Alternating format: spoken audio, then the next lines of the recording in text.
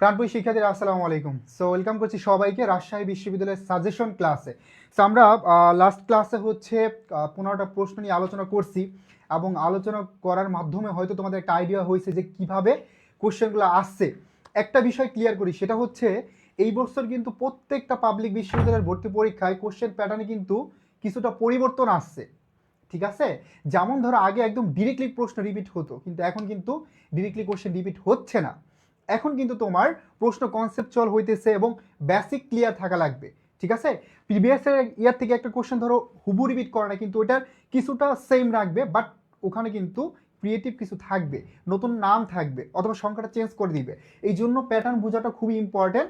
তা আমরা শুধু হচ্ছে ক্লাসে এমসিকিউ পড়াবো, ব্যাপার তেমন না। আমরা অবশ্যই কোশ্চেন অ্যানালাইসিস করে পড়বো, বিগত সালে কোন প্রশ্নগুলো গুরুত্বপূর্ণ ছিল, রাজশাহী বিশ্ববিদ্যালয়ের কোশ্চেনের ধরন কেমন ছিল, এই বিষয়গুলো নিয়ে আলোচনা করব এবং এই প্রশ্নগুলো তোমাদের সময় কিভাবে আসতে পারে, হ্যাঁ সম্ভাব্য কিভাবে আসতে পারে, এই বিষয়গুলো নিয়ে আলোচনা করব। ঠিক আছে, তো আমরা যারা লাস্ট ক্লাস করছি তারা হয়তো বা জানি যে ক্লাসগুলো কতটা গুরুত্বপূর্ণ। তো তোমাদের জন্য আমরা লাস্ট ক্লাস আর আজকে টাইম দুইটা আর হচ্ছে 8 দিনের রুটিন পাবলিশ করে দিব। সো একটানা 10 দিন ক্লাস হবে। ঠিক আছে, সো ইনশাল্লাহ 10টা ক্লাস করলেই তোমার রাজশাহী বিশ্ববিদ্যালয়ের প্রিপারেশন A to Z হয়ে যাবে। এখানে ম্যানেজমেন্ট, মার্কেটিং, ফাইন্যান্স, অ্যাকাউন্টিং প্রত্যেকটা সাবজেক্টেরই ক্লাস থাকবে আশা করি। ঠিক আছে, তো আমাকে একটু বলো যে সব কিছু ঠিকঠাক কিনা। সব কিছু ঠিকঠাক থাকলে আমরা একদম সরাসরি ক্লাসে চলে যাব। আর যারা যারা যুক্ত হয়েছে কাইন্ডলি প্রত্যেকেই জাস্ট লাইভটি শেয়ার করে দিও, একটা করে শেয়ার করে দাও আর বন্ধুদেরকে একটু মেনশন দিয়ে ক্লাসে যুক্ত করে দাও। শুধু আজকের ক্লাস না, আগামী একটানা 8 দিন ক্লাস হবে আমাদের ইনশাল্লাহ রাজশাহী বিশ্ববিদ্যালয়ের জন্য। ঠিক আছে, সো তোমার বেসিক যদি 0 থাকে এই ক্লাসগুলো করো। সো হোপফুলি দেখবা যে বেসিক তো ক্লিয়ার হবেই, পাশাপাশি নিজের একটা কনফিডেন্স চলে আসবে যে হ্যাঁ রাবিতে আমি ভালো করতে পারবো। ঠিক আছে, তো সাউন্ডটা ঠিক আছে কিনা? আর যারা যারা যুক্ত হয়েছে কাইন্ডলি সবাই লাইভটি শেয়ার করে দেয়। সুবর্ণা বিশ্বাস কেমন আছেন? আলহামদুলিল্লাহ। সবাই একটু শেয়ার করে দাও, সাউন্ডটা ঠিক আছে তো? সবাই একটু শেয়ার করে ডান লিখে দাও, ডান লিখে দাও, লাইভে একটা রিয়াকশন দিয়ে দাও প্রত্যেকেই যারা যুক্ত হয়েছে। আমরা একদম সরাসরি ক্লাসে চলে যাবো এখনই। ওকে, আর রাজশাহী বিশ্ববিদ্যালয় বা তোমাদের সামনে 31 তারিখ হচ্ছে কুমিল্লা বিশ্ববিদ্যালয় পরীক্ষা। সো এই দুইটা বিশ্ববিদ্যালয়ে যদি কোনো কিছু জানার থাকে অবশ্যই জানাতে পারো। এবং যাদের টার্গেট গুচ্ছ, বিশেষ করে যাদের টার্গেট হচ্ছে গুচ্ছ,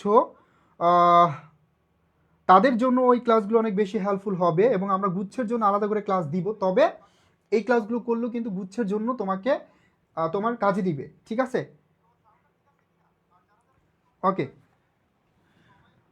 সবাই একটু শেয়ার করে ডান লিখো, সবাই একটু শেয়ার করে ভাইয়াকে ডান লিখে দাও। লাস্ট ক্লাস আমরা 15টা কোশ্চেন সলভ করছি, বিশ্লেষণ করছি, ব্যাখ্যা করছি, সম্ভাব্য কতভাবে তোমাদের সময় আসতে পারে এই বিষয়গুলো নিয়ে আলোচনা করছি। ঠিক আছে, তো সবাই একটু কাইন্ডলি শেয়ার করে দেই, সবাই একটু কাইন্ডলি শেয়ার করো দ্রুত, ফাস্ট সবাই একটু দ্রুত শেয়ার করে দাও। আমরা 15 পর্যন্ত কোশ্চেন সলভ করছি, ইনশাল্লাহ আমরা 100 কোশ্চেন সলভ করবো। অ্যাটলিস্ট হিসাব বিজ্ঞানে আমরা টপ 100 এমসিকিউ সলভ করবো, যেগুলো থেকে তোমাদের দেখবা যে এখান থেকে 80% মতো কমন থাকবে ইনশাল্লাহ। ঠিক আছে, ওকে, 15 পর্যন্ত আমরা শেষ করছি। এখানে সব ধরনের কোশ্চেনই ছিল, আজকে আমরা 16 থেকে শুরু করতে যাচ্ছি। ওকে ওকে, তো প্রথমেই দেখো আমরা থিওরি থেকে একটা প্রশ্ন দেখব এবং কোশ্চেনটা কি চাইছে যে রেও মিলের প্রস্তুত করার প্রাথমিক উদ্দেশ্য কি। তো আমরা জানি যে রেও মিলের উদ্দেশ্য হচ্ছে দুইটা। রেও মিলের উদ্দেশ্য কয়টা বলো তো? রেও মিলের উদ্দেশ্য হচ্ছে দুইটা, হ্যাঁ, একটা হচ্ছে প্রাথমিক আর একটা হচ্ছে কি মাধ্যমিক। মূল বা প্রধান উদ্দেশ্য প্রাথমিক আর হচ্ছে কি মূল বা প্রধান উদ্দেশ্য। সো এই দুইটা উদ্দেশ্য আমাদেরকে জানা লাগবে, দুইটা উদ্দেশ্য আমাদের জানা লাগবে। একটু গ্রুপগুলোতে শেয়ার করে দাও আমাদের। সাব্বির আহমেদ শেয়ার ডান ভাইয়া, থ্যাংক ইউ ভেরি মাচ। বাকি যারা আছে একটু গ্রুপগুলোতে শেয়ার করে দাও, আমি গ্রুপগুলোতে শেয়ার করে দিচ্ছি আমাদের।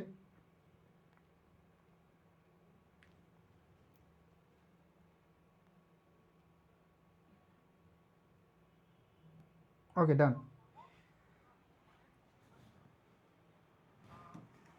তোমরা আসসালামু আলাইকুম ভাইয়া। ওয়ালাইকুম আসসালাম। সাবার রহমান, সিনা আমার আনসার করে ফেলছে অলরেডি। আশিক, যারা যারা যুক্ত হয়েছে, তামান্না তুষা যুক্ত হয়েছে আমাদের সাথে, আসসালামু আলাইকুম। ওয়ালাইকুম আসসালাম। ওকে, সো সবাই একটু শেয়ার করে দিই কাইন্ডলি। তো দেখো এই র মিলের হচ্ছে দুইটা উদ্দেশ্য, একটা হচ্ছে প্রাথমিক উদ্দেশ্য, আরেকটা হচ্ছে কি মাধ্যমিক, সরি মূল বা প্রধান উদ্দেশ্য। এখন প্রাথমিক উদ্দেশ্যটা কি বলতো? এই প্রাথমিক উদ্দেশ্য হচ্ছে আমরা প্রত্যেকে জানি যে খতিয়ানের ব্যালেন্সগুলো আছে, হ্যাঁ, এই যে খতিয়ানের যে ব্যালেন্সগুলো আছে, এই খতিয়ানের ব্যালেন্স বা খতিয়ানের জের নিয়ে আমরা দেখব যে এটা আসলে ঠিক আছে কিনা। ঠিক আছে, এটার গাণিতিক শুদ্ধতা যাচাই করব। তার মানে রেও মিলের প্রাথমিক উদ্দেশ্য হচ্ছে ভাইয়া হিসাবের গাণিতিক শুদ্ধতা যাচাই করা। কোন হিসাবের? খতিয়ানের উদ্বৃত্ত বা জেরের গাণিতিক শুদ্ধতা যাচাই করাটা হচ্ছে রেওমিলের প্রাথমিক উদ্দেশ্য। প্রাথমিক উদ্দেশ্য হচ্ছে খতিয়ানের জেরগুলার ডেবিট এবং ক্রেডিট সমান আছে কিনা, ডেবিট ক্রেডিট সমান আছে কিনা এটা প্রমাণ করাটাই হচ্ছে কি প্রাথমিক উদ্দেশ্য। আর যদি বলি মূল বা প্রধান উদ্দেশ্য কি, তাহলে হবে যে আর্থিক বিবরণী প্রস্তুতের সহায়তা করা। ঠিক আছে, তার মানে যদি বলা হয় মূল বা প্রধান উদ্দেশ্য কি, মূল বা প্রধান উদ্দেশ্য বললে হবে এই যে মূল বা প্রধান উদ্দেশ্য বললে হবে, এই মূল বা প্রধান উদ্দেশ্য যদি বলে তাহলে হবে আর্থিক বিবরণী প্রস্তুতে সহায়তা করা। কি হবে ভাইয়া? আর্থিক বিবরণী প্রস্তুতে সহায়তা করা। এই দুইটা পয়েন্ট কিন্তু খুবই ইম্পর্টেন্ট, প্রস্তুতে সহায়তা করা। তো দেখো বেশিরভাগ সময় প্রশ্ন আসে কিভাবে, যে রেওমিলের প্রাথমিক উদ্দেশ্য কি? তা আমরা জানি প্রত্যেকে প্রাথমিক উদ্দেশ্য হচ্ছে গাণিতিক শুদ্ধতা যাচাই করা। হিসাবের গাণিতিক শুদ্ধতা যাচাই করা বলতে বোঝাচ্ছে খতিয়ানের উদ্বৃত্ত নিয়ে এটা গাণিতিক শুদ্ধতা যাচাই করা।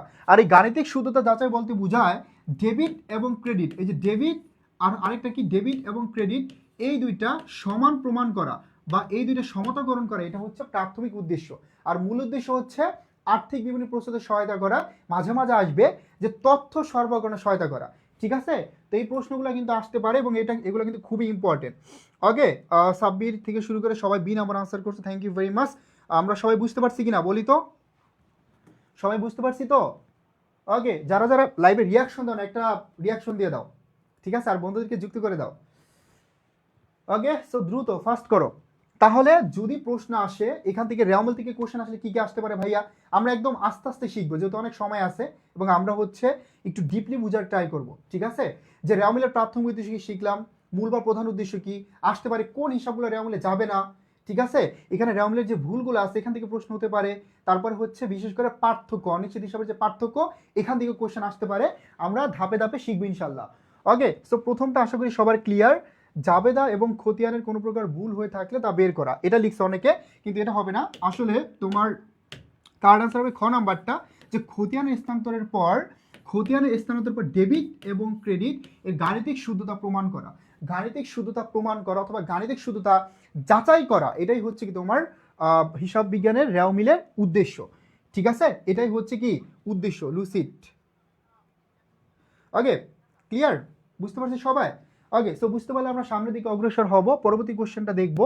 এই প্রশ্নটা কি বলছে দেখো, এখানে বলছে নিচের কোনটি কর্ণিক ভুল নয়। সো এটা কিন্তু খুবই বেসিক থেকে একটা প্রশ্ন দিয়েছে, খুবই বেসিক, এটা সবাই পারবা। ইচ অ্যান্ড এভরিওয়ান ট্রাই করো, সবাই একটু ট্রাই করি, দেন হচ্ছে আমি এটা সলভ করে দিব, সমস্যা নাই। সবাই একটু ট্রাই করি, এটা সবাই একটু ট্রাই করি। এটা খুবই বেসিক থেকে একটা প্রশ্ন আসছে, এই জন্য আমি তোমাদেরকে দিয়ে সলভ করাচ্ছি। বলো এটা কি হতে পারে? যেমন করণিক ভুল নয় কোনটি? আমরা সবাই জানি রেওমিলের ভুল হচ্ছে দুই ধরনের, একটা একতরফার ভুল আর একটা হচ্ছে দুতরফা ভুল। এই দুতরফার ভুল হচ্ছে আবার দুই ধরনের, একটা হচ্ছে নীতিগত ভুল, একটা হচ্ছে নীতিগত ভুল, একটা হচ্ছে নীতিগত ভুল, আরেকটা হচ্ছে কি করণিক ভুল, আরেকটা হচ্ছে করণিক ভুল, আরেকটা হচ্ছে কি করণিক ভুল। এই করণিক ভুল আবার চারটা, হ্যাঁ, যেমন ধর লেখার ভুল, তারপর হচ্ছে বাদ পড়ার ভুল, তারপরে মনে করো পরিপূরক ভুল, হ্যাঁ, পরিপূরক ভুল, পরিপূরক ভুল, তারপর হচ্ছে খতিয়ান ভুক্তির ভুল। খতিয়ান ভুক্তির ভুল একটু সংক্ষেপে লিখলাম, বোঝার ট্রাই করো। তাহলে আমরা কি বুঝতে পারলাম, যে রেওমিলের ভুল হচ্ছে প্রধানত দুই ধরনের, একটা হচ্ছে একতরফার ভুল আর একটা হচ্ছে দুতরফার ভুল। এখন একতরফা যে ভুলগুলো আছে একটু আলোচনা করি। একতরফার ভুল কোনগুলা? এগুলো হচ্ছে তোমার যেমন ধরো যোগ বিয়োগের ভুল, কার্যের ভুল, ঠিক আছে, গাণিতিক শুদ্ধতার ভুল। এই ভুলগুলোর কারণে রেওমিল মিলকরণে প্রভাব ফেলবে। তার মানে একতরফা ভুলের কারণে রেওমিল মিলকরণে প্রভাব ফেলবে, একতরফা ভুলগুলোর কারণে রেওমিল মিলকরণে প্রভাব ফেলবে। বাট দুতরফা ভুল দুই ধরনের, একটা হচ্ছে নীতিগত ভুল, আরেকটা হচ্ছে কর্ণিক ভুল। নীতিগত ভুলটা আমরা সবাই জানি, যে একটা মূলধন জাতীয় লেনদেনকে যখন মুনাফা জাতীয় হিসাবে লিখবা, অথবা একটা মুনাফা জাতীয় হিসাবকে যখন মূলধন জাতীয় হিসাবে লিখে ফেলবা, তখন সেটা হয়ে যাবে নীতিগত ভুল। আর এই কর্ণিক ভুল হচ্ছে আবার চারটা। তো দেখো বেসিক থেকে কোশ্চেন আসছে কোনটা কর্ণিক ভুল নয়। তো এই যে নীতিগত ভুল, এটা কিন্তু কর্ণিক ভুল নয়। কোনটা হবে? নীতিগত ভুল। এই জন্য হচ্ছে বললাম যে তোমরা আনসার করো, বেসিক থেকে কোশ্চেন দিছে এই জন্য বলা আর কি। তাহলে 17 কি হবে? 17 হচ্ছে বি নাম্বারটা। Got it? Have you got it everyone? Okay, so Rakhi answer করছো, লুবানা আনসার করছো, তাইবা জান্নাত আনসার করছো, Fatema Islam, Meherima Islam, all are correct, thank you very much, thank you. এটাই চাই। দেখো আমি একটা কথা বলি, সেটা হচ্ছে তোমাদের কিন্তু এখানে ম্যাক্সিমাম স্টুডেন্টেরই basic clear, most of the students. কারণ হচ্ছে তোমরা অলরেডি অনেকদিন ধরে পড়ে আসছো, অনেকদিন ধরে পড়তেছো, প্র্যাকটিস করতেছো, অনেকে সেকেন্ড টাইমার আসছো। এই জন্য আমরা জাস্ট কোশ্চেন প্র্যাকটিস করতেছি। তারপর তোমরা যদি বলো এভাবে প্রত্যেকটা কোশ্চেন ডিটেলসে ব্যাখ্যা করেন, হ্যাঁ তাহলে আমি দিতে পারবো সময়, কোনো প্রবলেম নাই। তবে আমি একটু দ্রুত যাবো এই জন্যই, যদি পসিবল হয় তোমাদের বা তোমাদের বেশিরভাগ শিক্ষার্থী যারা এখানে আসছো যদি বেসিক ক্লিয়ার থাকে একটু দ্রুত যেতে পারি, তাহলে তোমরা বেশি কোশ্চেন সলভ করতে পারবা। ঠিক আছে, বি নাম্বার আনসার করছো, এটা সবাই তাহলে ক্লিয়ার। ওকে, আমরা কিন্তু একটু আস্তে আস্তে কিন্তু ম্যাথে চলে যাব। থিওরি ম্যাথ, এই যে যেই ম্যাথটা দেখতে পাচ্ছি এটা কিন্তু খুবই খুবই খুবই কঠিন মনে হয় অনেকের কাছে, বাট তুমি যদি এই আমার মানে আমি একবার শেখালে ইনশাল্লাহ এটা তোমার কাছে অনেক ইজি মনে হবে এবং খুব সহজে তুমি সলভ করতে পারবা। ঠিক আছে, এমনভাবে শেখাবো। অ্যাডমিশন টাইমে শর্টকাট ট্রিক্সটা খুবই ইম্পর্টেন্ট, এটা কিন্তু বলতে হবে। জান্নাত শেখা খাওয়া সেকেন্ড টাইমার, ভাই শেখা খাওয়া বলতে কিছু নাই রে, তোমরা আরও এক্সপিরিয়েন্স অ্যাডমিশন ক্যান্ডিডেট। ঠিক আছে, তোমরা হচ্ছে এক্সপিরিয়েন্স অ্যাডমিশন ক্যান্ডিডেট, শেখা খাওয়া বলতে কিছু নাই।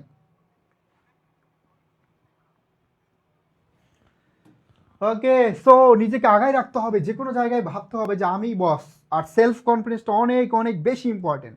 আমি অনেক দেখছি যে বিশেষ করে মেয়েদের ক্ষেত্রে এটা বেশি হয়, সারা বছর এত পড়াশোনা করে, মানে ওর টাইমগুলো প্রপারলি ইউজ করতেছে, ভালো করে টাইম ইউজ করতেছে, পড়তেছে, হ্যাঁ গুছিয়েও পড়তেছে, সব কিছু ঠিকঠাক, পরীক্ষার আগে গিয়ে কি হয়ে যায়, প্যানিক বা হাইপার হয়ে যায় এরকম, মানে ভয়ে একটা মাথা এলোমেলো হয়ে যায়, মাথায় কাজ করে না, এতদিন কি পড়ছে এটা মাথায় থাকে না। সেটা করা যাবে না। এই ধরনের যাদের প্রবলেমগুলো হয়, যে পরীক্ষার আগে নার্ভাস হয়ে যায়, ভয় কাজ করে, পরীক্ষার হলে যাওয়ার পর কোশ্চেন দেওয়ার পর মাথায় আর কোনো কাজ করে না, ভাই এটা করলে এতদিন যা পরিশ্রম করছো, এতদিনের রাত জাগা, এতদিনের স্বপ্ন সব কিন্তু বৃথা হয়ে যাবে। এই জন্য চেষ্টা করো বাসায় বসে বসে এক্সাম দেওয়ার, হ্যাঁ, যাতে ভয় কাজ না করে, এবং নিজের প্রতি একটা বিশ্বাস রাখবা, সেলফ কনফিডেন্স। সেকেন্ড টাইমার যারা আছে তাদের জন্য বলতেছি। আর ফার্স্ট টাইমারও মনে করি একটু ভেবে চিনতে বা এখন থেকে একটু নিজেকে শুধরে নাও।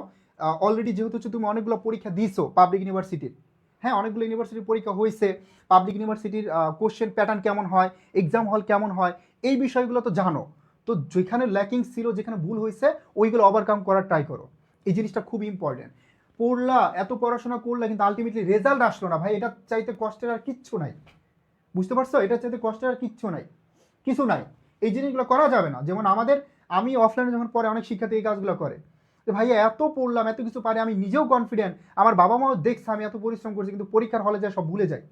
সো যাদের এই প্রবলেমগুলো হয়, তুমি বেশি বেশি এক্সাম দাও, ঠিক আছে, একজনের গাইডলাইনের অধীনে থাকো, ইনশাল্লাহ ভালো করতে পারবা তাহলে। ঠিক আছে, এই যে অনেকে বলতেছে, সীমা বলতেছে যে ইটস মি, প্রাউডলি বলতেছে। যাই হোক, বলো, সমস্যা নাই, কিন্তু হচ্ছে এগুলো ওভারকাম করার ট্রাই করো। দিন শেষে পরিশ্রম করলাম কিন্তু এটার আউটপুট নিয়ে আসতে পারলাম না, রেজাল্ট নিয়ে আসতে পারলাম না, তাহলে কি হবে? হবে না। ওকে, সো আমরা কিন্তু অনেকে হচ্ছে এখনও রিয়াকশন দেই নাই লাইভে, দিয়ে দাও আর শেয়ার করে দাও একটু বন্ধুদের মাঝে। আর কালকে থেকে আমরা পূর্ণাঙ্গ রুটিন দিয়ে দিচ্ছি পেজে, একদম পূর্ণাঙ্গ রুটিন পাবলিশ করে দিব, সবাই বন্ধুদেরকে জানাবে, ভর্তি হয়ে যাবে। ঠিক আছে, ফার্স্ট। ওকে, সো এটা কি কেউ আনসার করতে পারি নাই? এই কেউ নাই? কেউ নাই? এটা আনসার করার মধ্যে কেউ নাই? ওকে, একজন রিয়াকশন দিচ্ছি, সবাই সবাই রিয়াক্ট দাও। আঁখি হচ্ছে ডি নাম্বার আনসার করছো, বেতন ডেবিট এবং বকেয়া বেতন ক্রেডিট 3000 টাকা। ওকে, সো ট্রাই করছো, থ্যাংক ইউ ভেরি মাচ। এবার আমরা দেখবো, দেখো এটা কিন্তু রাবির একটা প্রশ্ন, এটা কিন্তু রাবিতে আসছে এবং এর আগে অন্য বিশ্ববিদ্যালয়ে হয়তো আসছে, কিন্তু রাবিতে একবার আসছিল। তো এখানে কি বলছে দেখো, একটি কোম্পানির সাপ্তাহিক 5 কর্মদিবস, আমরা জানি সপ্তাহে 7 দিন, কিন্তু কাজ করতেছে কয়দিন? 5 দিন, তাহলে কাজ করা নাই কয়দিন? 2 দিন। ঠিক আছে, তাহলে কাজ করা নাই কয়দিন? 2 দিন। আমরা জানি সপ্তাহে কয়দিন? 7 দিন, কাজ করছে 5 দিন, কাজ করা নাই কয়দিন? 2 দিন।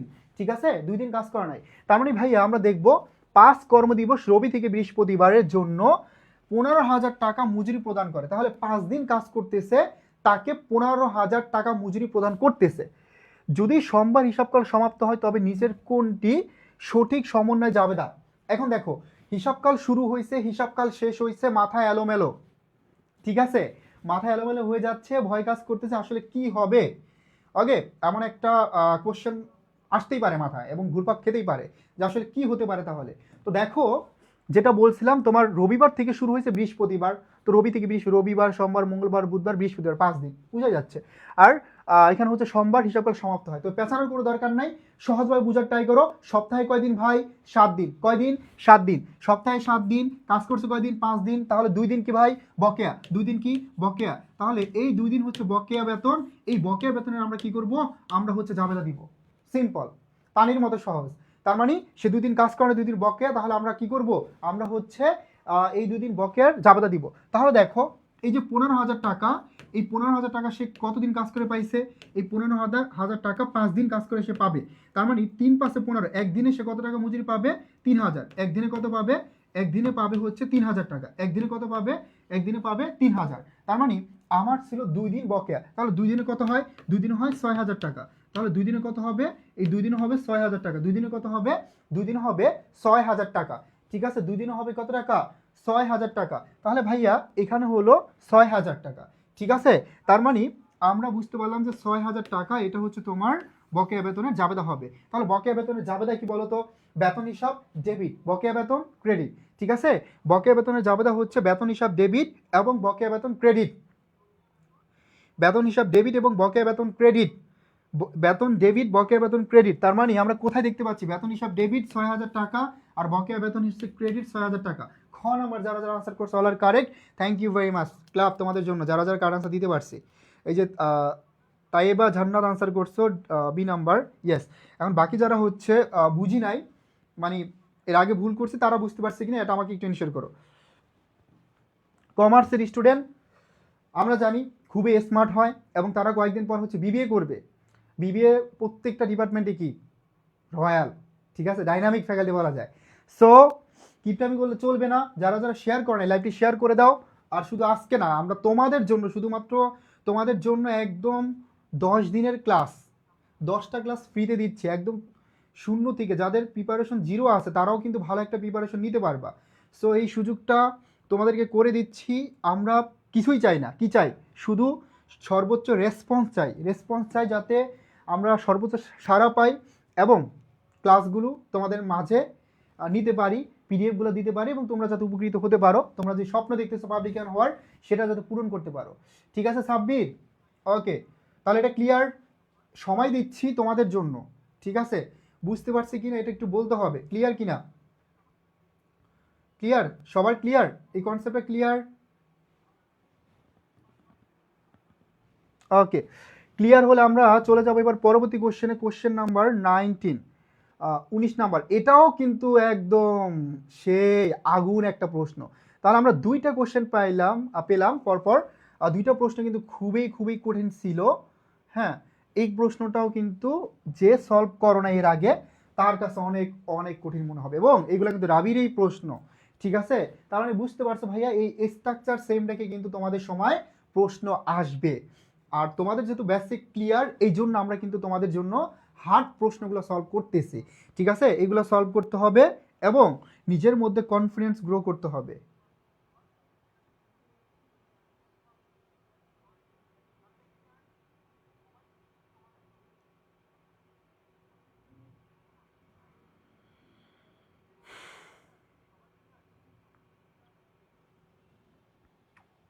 Thank you, thank you. যারা রেসপন্স করি নাই একটু রেসপন্স করি। এবার আমরা একটু শেষের দিকে পড়ি। বলছে 3 বছর পর সম্পত্তিটির বহি মূল্য 51,030 টাকা হলে সম্পত্তিটির ক্রয় মূল্য কত হবে? এখন এই যে বহি মূল্য, এই বহি মূল্য বা এটার আরেকটা নাম হচ্ছে বই মূল্য। বহি মূল্য অথবা বই মূল্য, ঠিক আছে, বহি মূল্য অথবা বই মূল্য। ওকে, সমস্যা নাই, ট্রাই করতেছো, থ্যাংক ইউ। তো দেখো এখানে বই মূল্য বহি মূল্য তোমরা সবাই জানো। বই মূল্যের সূত্রটা একটু লিখে দিচ্ছি। যেমন ধরো বই মূল্য মানে হচ্ছে এখানে ক্রয় মূল্য থেকে পুঞ্জীবিত অবচয় বাদ দিতে হবে। ক্রয় মূল্য থেকে পুঞ্জীবিত অবচয় বাদ দিতে হবে। পুঞ্জীবিত অবচয় বাদ দিতে হবে। এখন এবার দেখো এখানে দেওয়া আছে বই মূল্য, বের করতে বলছে ক্রয় মূল্য। তাহলে উল্টা কাজ করতে হবে। আমরা নর্মালি কি করি, আমার ক্রয় মূল্য থাকে, ধরো এখানে ক্রয় মূল্য ফরসে 1,00,000 টাকা, পুঞ্জীবিত অবস্থায় মনে করো 60,000 টাকা, তাহলে বই মূল্য 40,000 টাকা। তো এই প্রশ্নটায় বই মূল্য দেওয়া আছে, বের করতে হবে ক্রয় মূল্য। তাহলে কি করতে হবে ভাই? উল্টা কাজ করতে হবে। কি করতে হবে? উল্টা কাজ করতে হবে। ঠিক আছে, আমরা নর্মালি ক্রয় মূল্য থেকে বই মূল্যে যাই, আর এবার বই মূল্য থেকে ক্রয় মূল্য আসতে হবে। ঠিক আছে, বই মূল্য থেকে কি করতে হবে? ক্রয় মূল্যে আসতে হবে। বই মূল্য থেকে ক্রয় মূল্য আসতে হবে। এখন দেখো এখানে দেওয়া আছে একটি সম্পত্তির 10% হারে ক্রমহ্রাসমান জের পদ্ধতিতে অবচয় ধার্য করা হয়। তাহলে আমার টোটাল ক্রয় মূল্য কত? ক্রয় মূল্য 100%। এখান থেকে যদি আমি মনে করো 10% অবচয় বাদ দেই, তাহলে ধরো এখানে 10% যেহেতু অবচয়, এটা বাদ দিলে আমরা কি পাবো? আমরা বই মূল্য পাবো এই যে 90 টাকা। এটা তো দেখো এখানে বই মূল্য দেওয়া আছে 51,000 কত? 51,030 টাকা। আর এই বই মূল্য আমরা পার্সেন্টেজে বের করলাম কত? 90। তাহলে ক্রয় মূল্য কত? 100। এখন দেখো বলছে 3 বছর পর, 3 বছর পর এই সম্পত্তির বই মূল্য 51,030 টাকা। 3 বছর পর পর হচ্ছে 51,030 টাকা। তাহলে 3 বছর আগে যেতে হলে আমার বই মূল্য দ্বারা ভাগ করতে হবে, ক্রয় মূল্য দ্বারা গুণ করতে হবে 3 বার। কয়বার? 3 বার। 90 দ্বারা ভাগ, এভাবে 3 বার 100 দ্বারা গুণ। ক্রয় মূল্য কত? 100%। এখন এটা যদি তুমি করো দেখবা এভাবে কাটাকাটি করলে কেটে দিলাম, তারপরে মনে করো এখানে একটা শূন্য কাটলাম, একটা শূন্য কাটলাম, একটা শূন্য কাটলাম, একটা শূন্য কাটলাম, এখানে থাকে 100, এখানে থাকে 100। এটা দ্বারা হচ্ছে যদি এবার আমি ভাগ করি 9 দ্বারা, হয়তো 567 হবে এরকম। এটা করলে বুঝতে পারো 567। আরেকটা 9 দ্বারা ভাগ করলে হয়তো 63 হবে, আরেকটা 9 দ্বারা ভাগ করলে হবে 7 হবে। তো এখানে 7, এখানে শূন্য আছে 4টা। তার মানে দেখো যে ক্রয় মূল্য কত আসছে? 70,000 টাকা। ক্রয় মূল্য কত আসছে? 70,000 টাকা। ঠিক আছে, এখন ভাগটা ধরো আমি একবার করছি, এই জন্য আমি দেখলাম যে হ্যাঁ এই ভাগটা হচ্ছে আমি করে ফেললাম। এটা কিন্তু খুবই টাফ ছিল, তাই না? এখন তুমি যদি ভাই এই ভাগটা একবার দুইবার ট্রাই করো, তাহলে কিন্তু আর ভয় কাজ করবে না। এখন তুমি যদি এই ম্যাথ এখন থেকে সলভ না করো, তখন পরীক্ষার হলে গিয়ে আসলে তখন তোমার ওই কনফিডেন্সটাই থাকবে না যে আমি আনসার করতে পারবো। এই জন্য এই প্রশ্নগুলো সলভ করতে হবে। ভয় বা আতঙ্ক এটা হচ্ছে তখনই থাকবে না, নিজের মতো কনফিডেন্স তখনই আসবে যখন এই প্রশ্নগুলো বেশি বেশি প্র্যাকটিস করবা। আমরা লাস্ট 2টা ম্যাথ দেখলাম, আগেরটা আর এটা, এই 2টা ম্যাথ কিন্তু খুবই ক্রিটিক্যাল ছিল, এবং ফার্স্ট টাইম তুমি প্র্যাকটিস না করলে তোমার জন্য কিন্তু অনেক টাফ হবে। তো ইউনিভার্সিটিতে রাজশাহী বিশ্ববিদ্যালয় দেখবা যে 2 থেকে 3টা বা 5টা প্রশ্ন কিন্তু এমন কঠিন আসবে, কিছু কোশ্চেন একদম বেসিক থেকে আসবে। ধরো হিসাবের বৈষম্য বা হিসাব বিজ্ঞান পরিচিতি, এই বেসিক থেকে আসবে। তো মাঝে মাঝে কিছু কোশ্চেন টাফ থাকবে, ঠিক আছে? এটা কি সবাই ক্লিয়ার? বুঝতে পারছি?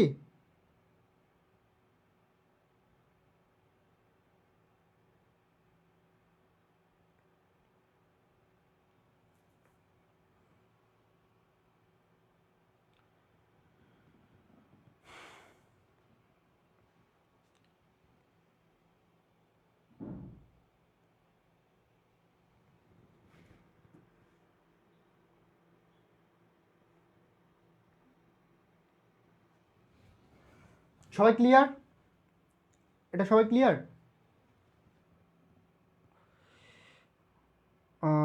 ওকে, জি ক্লিয়ার। সাব্বির রহমান, বাকি যারা আছে একটু ফাস্ট বলতে হবে। Okay, Lubana Akter clear, thank you. আমরা চলে যাচ্ছি পরবর্তী কোশ্চেনে, কোশ্চেন নাম্বার 20। এবার হ্যাঁ 7:30 ক্লাস শুরু করে 8টায় শেষ করা যায়। বোনাস শেয়ার, দেখো বোনাস শেয়ার থেকে কিন্তু প্রায় প্রশ্ন আসে, এবং তোমাদেরকে বলতে হবে, বলো যে শেয়ার হোল্ডাররা মূলত লাভবান হন কি ধারা? শেয়ার হোল্ডাররা লাভবান হন কি ধারা? বলো, শেয়ার হোল্ডাররা কি ধারা লাভবান হন, এটা একটু বলো।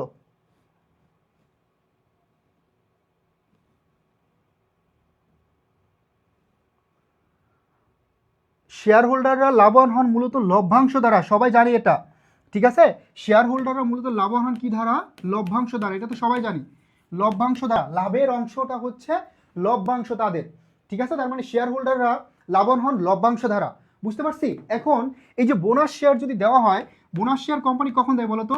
বোনাস শেয়ারটা কোম্পানি কখন দেয়? যখন কোম্পানির কাছে পর্যাপ্ত পরিমাণ নগদ টাকা থাকবে না। ধরো কোম্পানির কাছে পর্যাপ্ত পরিমাণ নগদ টাকা নাই, তখন কোম্পানি কি করে? কোম্পানি হচ্ছে শেয়ার হোল্ডারদেরকে শেয়ার দিয়ে দেয়। কারণ শেয়ার হোল্ডার তো নাসর বান্ধব, যেহেতু কোম্পানিতে তারা কাজ করছে, তাদের তো কিছু দিতে হবে, এই জন্য তাদেরকে শেয়ার দেওয়া, বোনাস শেয়ার। আর বোনাস শেয়ারটা দেওয়া হয় জমাকৃত মুনাফা থেকে। কোথা থেকে বলতো? জমাকৃত মুনাফা। এই জমাকৃত মুনাফা, এটা আরেকটা নাম হচ্ছে সংগ্রহীত মুনাফা। তাহলে সংগ্রহীত মুনাফা বা জমাকৃত মুনাফা থেকেই মূলত হচ্ছে কি করা হয়? এই বোনাস শেয়ারটা দেওয়া হয়, ঠিক আছে? এখন দেখো তাহলে বোনাস শেয়ার দিলে আমার জাবাতে কি হচ্ছে? শেয়ার মূলধন বৃদ্ধি পাচ্ছে। কি বৃদ্ধি পাচ্ছে? শেয়ার মূলধন। তাহলে শেয়ার মূলধন হিসাব হবে ডেবিট, ডেবিট। আর এই জমাকৃত মুনাফা থেকে দিচ্ছে, তার মানে জমাকৃত মুনাফা অথবা সংগৃহীত মুনাফা, এই জমাকৃত মুনাফা অথবা সংগৃহীত মুনাফা এটা হয়ে যাবে তখন, সরি, এটা হবে ডেবিট, আর এই শেয়ার মূলধন হয়ে যাবে কি? ক্রেডিট। কারণ তোমার হচ্ছে কি শেয়ার মূলধন বৃদ্ধি পাইছে, তাহলে শেয়ার মূলধন বাড়লে কি? ক্রেডিট। আর কোথা থেকে দিচ্ছে? জমাকৃত মুনাফা থেকে। তাহলে জমাকৃত মুনাফা এবং সংগৃহীত মুনাফা হিসাব হবে ডেবিট। এটা তাহলে কি হচ্ছে? কমে যাচ্ছে। কমে গেলে কি হবে? কমে গেলে হচ্ছে তোমার এটা হয়ে যাবে ডেবিট। বুঝতে পারছি? ক্লিয়ার?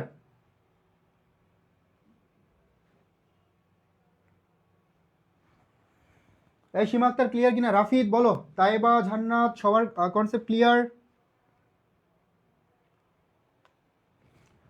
কার কোনো কোশ্চেন আছে? এটা বুঝতে পারছি। তাহলে জমাকৃত মুনাফা দিলে আমার এই যে দেখো এখানে অ্যাসি বা ওই, এই অ্যাসি বা ওই তখন কি হচ্ছে? হ্রাস পাচ্ছে। আর এখানে শেয়ার হোল্ডারদের অ্যাসিটা বৃদ্ধি পাচ্ছে বা ওইটা বৃদ্ধি পাচ্ছে। শেয়ার হোল্ডারদের শর্ত যেমন শেয়ার হোল্ডার্স ইকুইটি অ্যাসি, অ্যাসি দ্বারা প্রকাশ করা হয়। ঠিক আছে? তাহলে একটা বৃদ্ধি পাচ্ছে, একটা কি হচ্ছে? হ্রাস পাচ্ছে। বুঝতে পারছি তো? একটা বৃদ্ধি পাচ্ছে, আরেকটা হ্রাস পাচ্ছে। Got it? ওকে, জান্নাত বলছে ক্লিয়ার, থ্যাংক ইউ। এবার আমরা চলে যাব পরবর্তী কোশ্চেনে। তার আগে একটু দেখো সবাই, অনলি জিএসটি ব্যাচ 2.0 যাদের টার্গেট দেখো গুচ্ছেতে কিন্তু আমাদের অলমোস্ট 2500-র মধ্যে সিট আছে। ধরো 2449, তারপর আমাদের নওগাঁ বিশ্ববিদ্যালয় এখন এটার সাথে অ্যাড হয়েছে নওগাঁ। তো দেখো এখন কিন্তু 2500-র মতো সিট বলা চলে। এতগুলো সিটের মধ্যে একটা সিট তোমার হবে না, 100% হবে। এবং এখানে কিন্তু তোমার এমন না যে সবাই পরীক্ষা দিবে এবং সবাই ভর্তি হবে। কারণ দেখো অলরেডি ঢাকা, তারপর জাহাঙ্গীরনগর, জগন্নাথ বিশ্ববিদ্যালয়, চট্টগ্রাম বিশ্ববিদ্যালয়, বিউপি, আরও অনেকগুলো ইউনিভার্সিটি অলরেডি পরীক্ষা হয়ে গেছে। তো এখানে কিন্তু তারা কিন্তু এখানে ভর্তি হবে। ঠিক আছে? তো তোমার জন্য কিন্তু একটা গ্রেট এবং গোল্ডেন অপরচুনিটি অপেক্ষা করতেছে। আর এই ব্যাচে আমরা একদম শুরু থেকেই পড়াবো, একদম বেসিক থেকেই হচ্ছে শুরু করতে যাচ্ছি। তার মানে যারা আমরা এখনও ভর্তি হই নাই, হ্যাঁ, বা যাদের স্বপ্ন আছে যে ঢাকা আমরা গুচ্ছতে পড়তে চাই, পাবলিকান হতে চাই, তাদের জন্য ভালো একটা অপরচুনিটি এই আমাদের অনলি জিএসটি ব্যাচ 2.0। এটার সাথে আরও সুযোগ আছে, যেটা গিফট কোর্স হিসাবে যদি তোমার টার্গেট থাকে ন্যাশনাল ইউনিভার্সিটি বা 7 কলেজ, যেটা আমাদের ঢাকা সেন্ট্রাল ইউনিভার্সিটি আমরা বলে থাকি, তাহলে অবশ্যই তুমি কিন্তু এই কোর্সটি এনরোল করতে পারো। এখানে আমরা বেসিক থেকে পড়াবো, বাংলায় 10টি ক্লাস, ইংরেজিতে 10টি ক্লাস, হিসাব বিজ্ঞানে 12টি এবং ম্যানেজমেন্টে 10টি ক্লাস। এখন শুধু আমরা লাইভ ক্লাস দেবো ব্যাপারটা এমন না, এখানে কিন্তু আমরা হচ্ছে ফাউন্ডেশন কোর্সের জন্য ফাউন্ডেশন ক্লাসগুলো আমরা তোমাদের একদম ফ্রিতে দিয়ে দিব, যেই ক্লাসগুলো করলে তোমার বেসিকটা একদম পুরোপুরি স্ট্রং হয়ে যাবে। ঠিক আছে?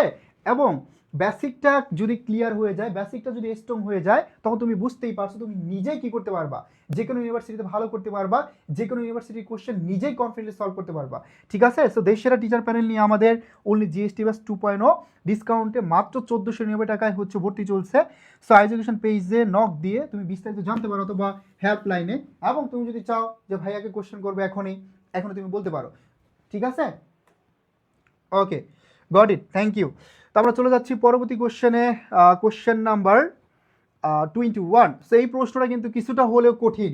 তার মানে বুঝতেই পারছো যে রাবিতে কোশ্চেনটা কেমন হতে পারে। আমরা যেই কোশ্চেনগুলো সলভ করতেছি মনে হচ্ছে প্রত্যেকটা প্রশ্নে কি আমাদের জন্য অনেক অনেক কঠিন মনে হচ্ছে, বাট এই কোশ্চেনগুলো তোমার কাছে পানির মতো সহজ মনে হবে। তুমি জাস্ট আর 2 দিন, মানে এই যে আমরা যে 8 দিনের ক্লাস রুটিনটা পাবলিশ করবো কালকেই, মানে আজকেই করে দিব, হ্যাঁ, কালকে থেকে ক্লাস শুরু হতে যাচ্ছে।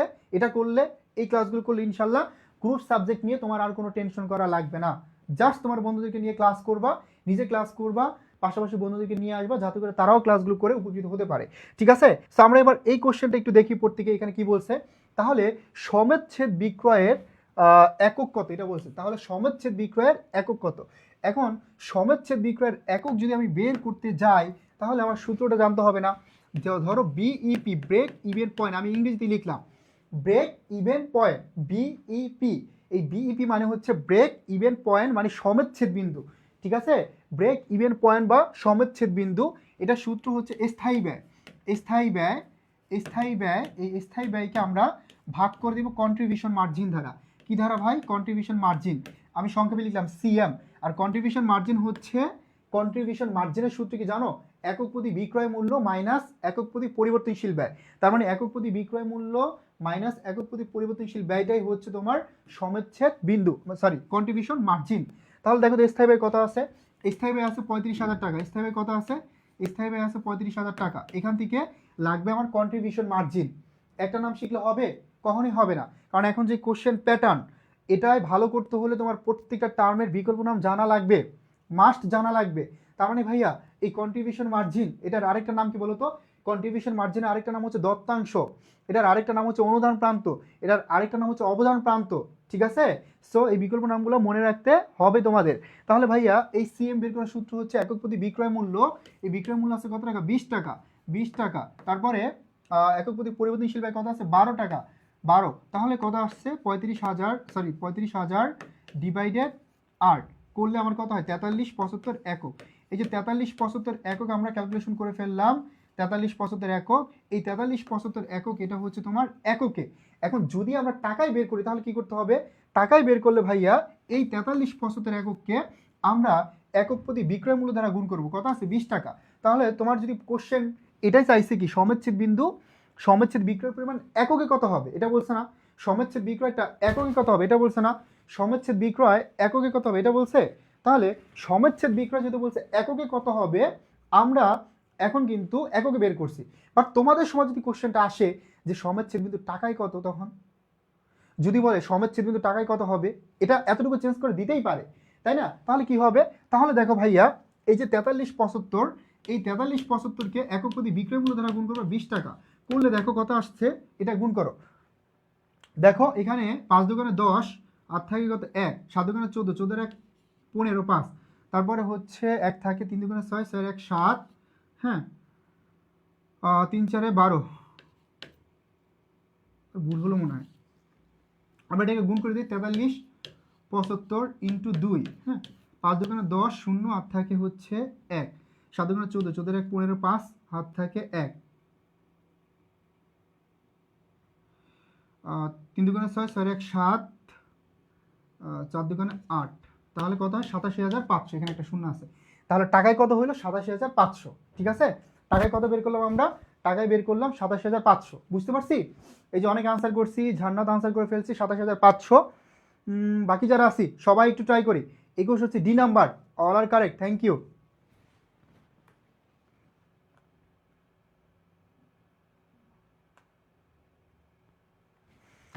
ওকে, সো আমরা পরবর্তী কোশ্চেনে চলে যাচ্ছি। Question number 22।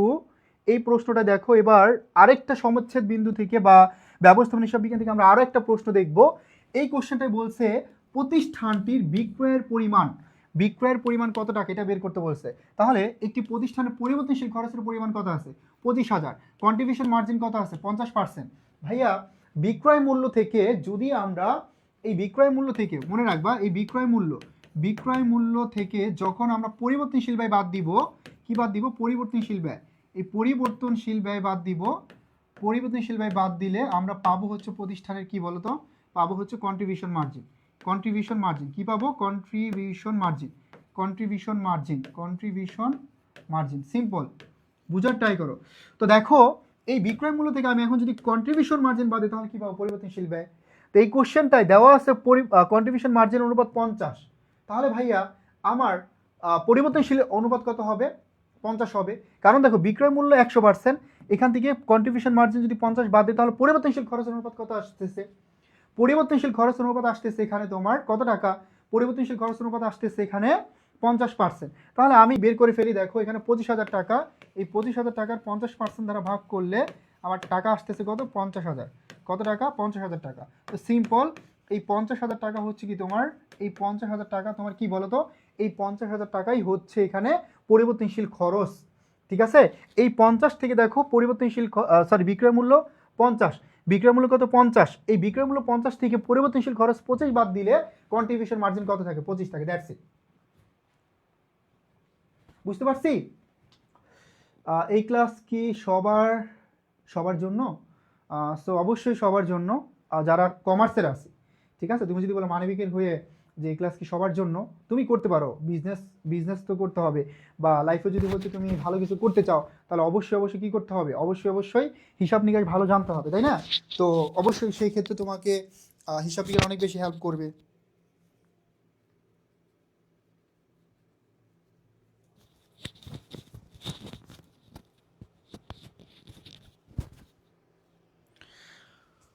এটা ক্লিয়ার? তাহলে এটা 50,000 টাকা। ক্লিয়ার তো?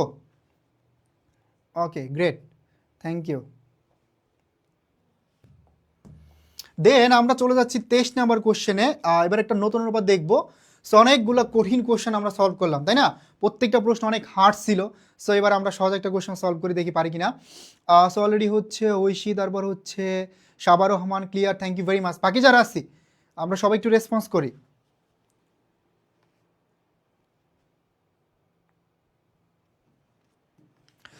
এটা তোমরা নিজেরাই পারবা।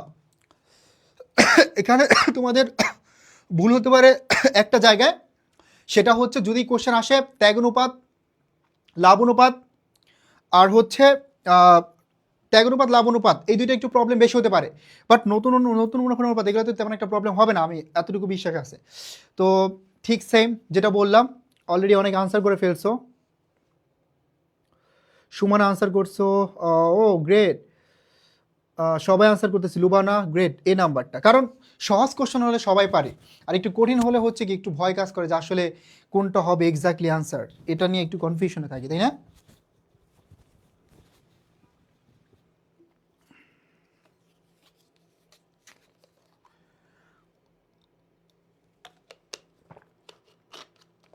এই কোশ্চেনটা হয়তো অনেকের মুখস্থ হয়ে গেছে এরকম, নতুন মুনাফার অনুপাত কত, এটা আমাদের ক্যালকুলেশন করতে হবে। নতুন মুনাফার অনুপাত কত, ঠিক আছে? নতুন মুনাফার অনুপাত কত, এটা আমাদের ক্যালকুলেশন করতে হবে। তো দেখো এখানে আমরা যেটা নতুন অনুপাত, এটার বিয়োগফল 5 থেকে 1 মাইনাস করলে কত হয় 4, 4কে গুণ করে পুরাতন অনুপাতের সাথে, দেখো 4 দোকানে 8, 4 একে 4, আর এটার কি ফল, যোগফল, 2 আর 1 কত 3, 3কে গুণ করে দেবো নতুন অনুপাতের সাথে, 3 একে 3, 8 4 3, দেখো 8 4 3, এই 8 4 3, এই 8 4 3 এটাই হচ্ছে নতুন অনুপাত, 8 4 3 এটা হচ্ছে নতুন অনুপাত, ঠিক আছে? 8 4 3 এটাই হচ্ছে নতুন অনুপাত, বুঝতে পারছি? 8 4 3 এটাই হচ্ছে নতুন অনুপাত, 8 4 3, তাহলে এটাই হচ্ছে কি নতুন অনুপাত।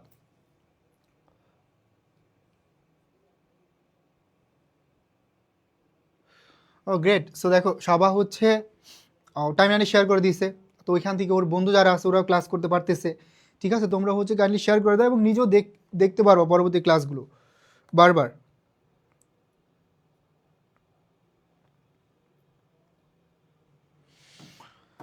8 4 3 নতুন অনুপাত, নতুন অনুপাত থেকে কোশ্চেন আসতে পারবো তো? ওকে, দেন চলে যাচ্ছে আমরা পরবর্তী কোশ্চেনে, কোশ্চেন নাম্বার 24। দেখো নিত্য মজুদ পদ্ধতিতে বাকিতে পণ্য ক্রয় করা হলে ক্রেতার চলে যাবে, শেষ করে দিব, আরেকটা কোশ্চেন সলভ করি একটু। তাহলে নিত্য মজুদ পদ্ধতিতে বাকিতে পণ্য ক্রয় করলে, হ্যাঁ, তাহলে ক্রেতার হিসাবে কি পরিবর্তন হবে? তো আমরা একটু দেখি এখানে, দেখো নিত্য মজুদ পদ্ধতি বলছে না, নিত্য মজুদ পদ্ধতি বাকিতে পণ্য ক্রয় করলে কি হবে, ধরো আমরা ক্রয় হিসাব ডেবিট, এটা হচ্ছে কালাইন বা কালান্তিক পদ্ধতিতে ক্রয় হিসাব ডেবিট, এবং এখানে হচ্ছে তোমার প্রদায় হিসাব ক্রেডিট, তাই না? প্রদায় হিসাব ক্রেডিট এটা হচ্ছে আমরা কালীন বা কালান্তিকে, বাট এটা যখন নিত্য হয়ে যাবে, ক্রয়টা হয়ে যাবে তখন মজুদ, ক্রয়টা কি হবে, ক্রয়টা হয়ে যাবে মজুদ, তার মানে ক্রয়টা হয়ে যাবে মজুদ হিসাব ডেবিট আর প্রদায় হিসাব ক্রেডিট, প্রদায় হিসাব ক্রেডিট। এবার আমাকে বলো তো কি পরিবর্তন আসছে এখানে, দেখো মজুদ, মজুদ হচ্ছে সম্পদ, তার মানে এ বৃদ্ধি আর এখানে এলো কি বৃদ্ধি, তাহলে এখানে সম্পদও বৃদ্ধি এবং দায়ও বৃদ্ধি পাবে, সম্পদ বৃদ্ধি দায় বৃদ্ধি দুইটাই বৃদ্ধি পাচ্ছে, ঠিক আছে? তার মানে এখানে কি দুইটাই বৃদ্ধি পাচ্ছে, সম্পদও বৃদ্ধি পাচ্ছে দায়ও বৃদ্ধি পাচ্ছে, সম্পদও বৃদ্ধি পাচ্ছে দায়ও বৃদ্ধি পাচ্ছে। Got it? ক্লিয়ার? সবাই বুঝতে পারছি? ওকে, তার মানে দুইটাই এখানে বৃদ্ধি পাচ্ছে, সম্পদ এবং দায় দুইটাই বৃদ্ধি পাচ্ছে। চলে যাচ্ছে পরবর্তী কোশ্চেনে, কোশ্চেন নাম্বার 25। শেয়ার অবহার কোম্পানির কি? দেখো শেয়ার অবহার এটার বিকল্প নামটা জানা লাগবে। এই শেয়ার অবহারের আরেকটা নাম হচ্ছে শেয়ার বাট্টা, শেয়ার অবহার বা শেয়ার বাট্টা, এবং আমরা অনেক সময় শেয়ার প্রিমিয়াম এটা মনে রাখবো, শেয়ার প্রিমিয়াম মানে শেয়ার অধিহার, অধিহারের আরেকটা নাম হচ্ছে প্রিমিয়াম। এখন এই শেয়ার বাট্টাটা হচ্ছে একটা মূলধন জাতীয় ক্ষতি, শেয়ার বাট্টাটা একটা মূলধন জাতীয় ক্ষতি, শেয়ার বাট্টাটা হচ্ছে একটা মূলধন জাতীয় ক্ষতি, শেয়ার বাট্টা হচ্ছে মূলধন জাতীয় ক্ষতি, এবং এটাকে কি বলা হয়, এই মূলধন জাতীয় ক্ষতি বলা হয়, অথবা শেয়ার বাট্টাকে আমরা একটা অলিক সম্পদ বলতে পারি, অলিক সম্পদ অথবা মিথ্যা সম্পদ অথবা কাল্পনিক সম্পদ বলতে পারি। তারপর এখানে আরেকটা পয়েন্ট লিখতে পারি আমরা, এই শেয়ার বাট্টা বা অবহার এটা দেখানো হয় কোথায় যদি কোশ্চেন আসে, এটা হবে আর্থিক বিবরণী সম্পদ পাশে, এই শেয়ার অবহারটা দেখানো আর্থিক বিবরণী সম্পদ পাশে যদি বলে কোন শিরোনামে দেখানো হয়, তাহলে হবে অসমন্বিত ব্যয় নামক শিরোনামে, অসমন্বিত ব্যয় নামক শিরোনামে, অসমন্বিত ব্যয় নামক শিরোনামে দেখানো হয়, অসমন্বিত ব্যয় নামক শিরোনামে এখানে দেখানো হবে এটা, ঠিক আছে? তার মানে শেয়ার অধিহার এবং শেয়ার প্রিমিয়াম এই দুইটা থেকে কিন্তু প্রায় প্রশ্ন আসে, শেয়ার অধিহার এবং শেয়ার প্রিমিয়াম এই দুইটা থেকে কোশ্চেন আসে, খুব ইম্পর্টেন্ট এই দুইটা পয়েন্ট মনে রাখবা। প্রথমত শেয়ার বাট্টা বা শেয়ার অবহারটা হচ্ছে একটা মূলধন জাতীয় ক্ষতি এবং এটা একটা ভুয়া সম্পদ, মিথ্যা সম্পদ, কাল্পনিক সম্পদ, অলীক সম্পদ। আর এটা দেখানো হয় আর্থিক ব্যবস্থার বিবরণীর কোন পাশে, এই কোশ্চেনটা প্রায় আসে যে শেয়ার অবহার বা বাট্টা এটা দেখানো হয় আর্থিক ব্যবস্থার বিবরণীর কোন পাশে, সম্পদ পাশে। যদি বলে কোন শিরোনামে তাহলে হবে অসমৃত ব্যয় নামক শিরোনামে। Got it or not? Have you got it everyone? বুঝতে পারছি? তাহলে এটা দেখানো হয় সম্পদ পাশে। ওকে, ক্লিয়ার? ওকে, যাই হোক, আমরা হচ্ছে আগামীকাল থেকে একদম পূর্ণাঙ্গ 8 দিনের রুটিন তোমাদেরকে দিতে যাচ্ছি। আমরা পেজে পোস্ট করে দিব, পেজ থেকে নিয়ে নিবা এডুকেশন কমার্স। এবং মনে রাখবা এই ক্লাসগুলো করলে কিন্তু তুমি একদম রাজশাহী বিশ্ববিদ্যালয় এবং কুমিল্লা বিশ্ববিদ্যালয়ের জন্য নিজেকে 100% প্রিপেয়ার করতে পারবা। ঠিক আছে? সুতরাং নিজেরা ক্লাস করবে এবং বন্ধুদেরকে নিয়ে ক্লাস করব। ঠিক আছে? জাস্ট ফ্রিতে দিচ্ছি, সর্বোচ্চ রেসপন্স করতে হবে, না পেলে কিন্তু ক্লাস কন্টিনিউ করবো না আমরা। আজকে তাহলে আমরা এখানে শেষ করতেছি। তো আবারও বলতেছি, যাদের স্বপ্ন গুচ্ছ অধিভুক্ত একটি পাবলিক ইউনিভার্সিটিতে পড়ার, ঠিক আছে, তোমাদের জন্য আমরা নিয়ে আসছি জিএসটি 2.0, অনলি জিএসটি 2.0 কোর্স। এই কোর্সটায় বিশেষ করে আমরা বেসিক থেকে পড়াবো এবং ফাউন্ডেশন ক্লাসগুলো তোমাদেরকে আগেই দিয়ে দিব, রেকর্ড ক্লাসগুলো। তুমি হচ্ছে যেই টপিকে স্পেসিফিক প্রবলেম আছে সেটা দেখতে পারবা। লাইভ ক্লাস নিব, লাইভ ক্লাসে তোমার যে সমস্যা সেটা আমরা হাতে ধরে ধরে কী করে দিব, সলভ করে দিব। আমারও এক্সপিরিয়েন্স আছে, আমারও তোমার 80+ মার্কস ছিল জিএসটিতে। তার মানে আমার জিএসটির কোশ্চেন প্যাটার্ন থেকে শুরু করে সব কিছু সম্পর্কে ভালো আইডিয়া আছে। 4 বছর যাবত পড়াচ্ছি, এখানেও আইডিয়া আছে। তাহলে তুমি যদি আমাদের ক্লাসগুলো করো, শুধু আমি না, এখানে আরও যারা ক্লাস নেবেন সবাই অনেক বেশি এক্সপিরিয়েন্স, অবশ্যই তোমরা বেস্ট ওয়েতে একটা প্রিপারেশন নিয়ে জিএসটি পরীক্ষা দিতে যেতে পারবে এবং তোমার যে স্বপ্ন পাবলিকান হওয়ার, তোমার বাবা মায়ের যে স্বপ্ন সেটা অবশ্যই পূরণ করতে পারবা। ঠিক আছে? তো সময় থাকতে সময়কে কাজে লাগাতে হবে। এখন ডিসকাউন্টে ভর্তি চলছে, পেজে নক দাও অথবা কল দিয়ে তোমাকে কিন্তু বিস্তারিত বলে দিবে, জেনে দ্রুত ভর্তি হয়ে যাও মাত্র 1499 টাকায়। ঠিক আছে? আমরা কিন্তু খুব শীঘ্রই ক্লাস শুরু করতে যাচ্ছি। ক্লাস শুরু করার পর কিন্তু আমরা আর কাউকে নিতে পারবো না। ঠিক আছে? সো দ্রুত ভর্তি হয়ে যাও। তার আজকে এখানে শেষ করতেছি, ইনশাল্লাহ দেখা হবে আগামীকাল। আল্লাহ হাফেজ। 60+ পাওয়া লাগবে না, 55+ পাইলে একটা সম্ভাবনা থাকবে। তারপরে কোশ্চেন প্যাটার্নের উপরে ডিপেন্ড করবে।